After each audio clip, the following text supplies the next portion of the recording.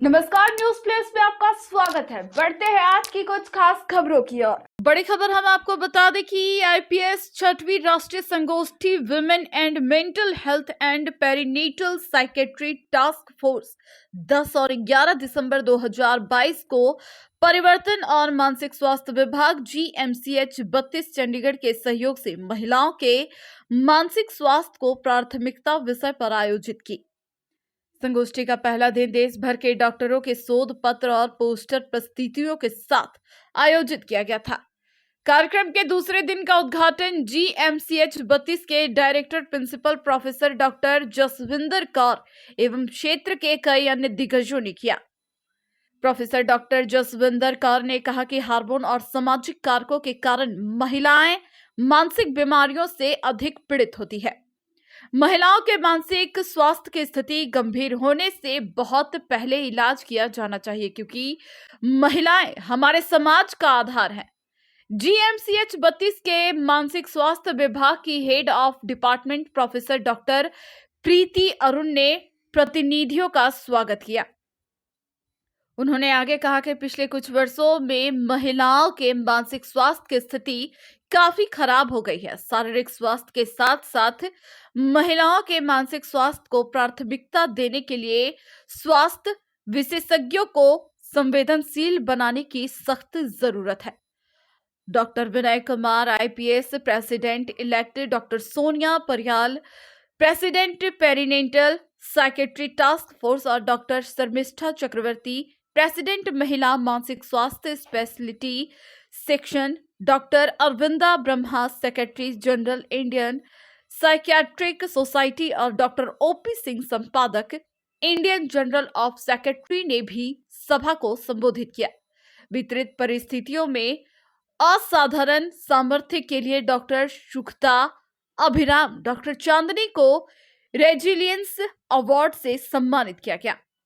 संगोष्ठी में प्रख्यात वक्ता doctor Prabha Chandra, doctor Henal Shah, doctor Seema Parija, doctor Shobhit Garg शामिल हुए, जिन्होंने बच्चों के संज्ञात्मक, व्यवहारिक, सामाजिक और भावनात्मक सुधार के लिए माता पिता के पेरेंटिंग स्किल प्रोग्राम जैसे विषयों पर चर्चा की।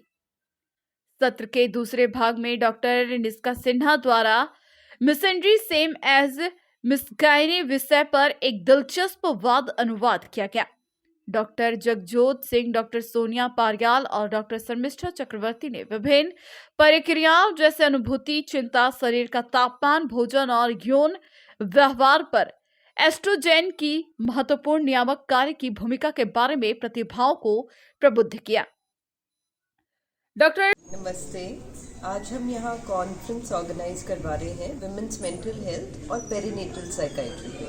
पेरिनेटल साइकाइट्री होती है जो माँ और बच्चा जब पैदा होता है उस टाइम के आसपास, बच्चे के बर्थ के पहले और बाद में। ये बहुत ही इम्पॉर्टेंट पीरियड है, क्योंकि इसी पीरियड में अगर माँ की जो मेंटल हेल्थ है वो ठीक ना हो, उसकी नींद पूरी ना हो या उसको डिप्रेशन हो, उसके कारण आगे वो अपने बच्चे का ख्याल ठीक से नहीं रख पाते और इसका इम्पैक्ट बच्चों पे भी पड़ता है, पूरे परिवार पर पड़ता है।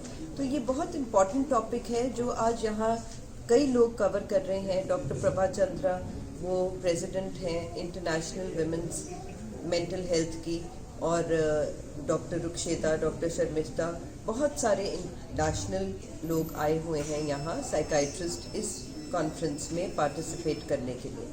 मैम, आपका नाम? मेरा नाम डॉक्टर सिमी बड़ैच है। मैं चंडीगढ़ में साइकाइट्रिस्ट हूँ। चंद्रा है और मैं निम्हांस बैंगलोर से हूँ, वहाँ की सीनियर प्रोफेसर और डीन बिहेवियरल साइंसेस। तो यहाँ पे हम बात कर रहे हैं पेरिनेटल मेंटल हेल्थ, यानी कि गर्भावस्था में होने वाली एक स्त्री की मानसिक स्थिति के बारे में, मानसिक स्वास्थ्य के बारे में, और विमेंस मेंटल हेल्थ, महिलाओं के मानसिक स्वास्थ्य के बारे में। और हमारी 3 विश लिस्ट मतलब हम चाहते हैं कि 3 चीज़ें उसमें हो मुख्य तरह से।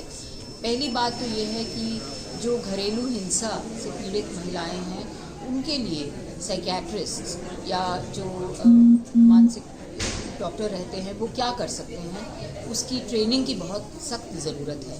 क्योंकि ये देखा गया है कि जब कोई महिला आती है जिसने घरेलू हिंसा फेस की हो, तो उसको जो है साइकियाट्रिस्ट उसको उसकी कैसे देखभाल करते हैं, उसको कैसे थेरेपी देते हैं, ये इन चीज़ों के बारे में ट्रेनिंग की बहुत सख्त ज़रूरत है। और ये जो MD और अंडर ग्रेजुएट MBBS करिकुलम में है वो इंक्लूड किया गया है और इसको आगे ले जाना बहुत ज़रूरी है। दूसरी बात कि सरकार ने जो है बहुत वन स्टॉप सेंटर शुरू किए हैं, जो घरेलू हिंसा जो महिला फेस कर रही है वो वहाँ जाती हैं और उनकी मदद होती है, लीगल हेल्प मिलता है उनको, पुलिस से हेल्प मिलता है, मगर मानसिक तौर से उनकी हेल्प की बहुत ज़रूरत है।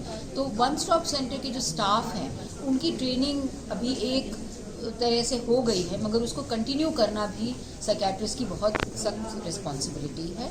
और तीसरी, जो टीनेज गर्ल्स होती हैं, एडोलेसेंट गर्ल्स होते हैं, जो 11 से 18 साल के बीच में जो लड़कियां हैं, उनकी मानसिक स्थिति के बारे में ट्रेनिंग और सर्विसेज की बहुत ज़्यादा ज़रूरत है।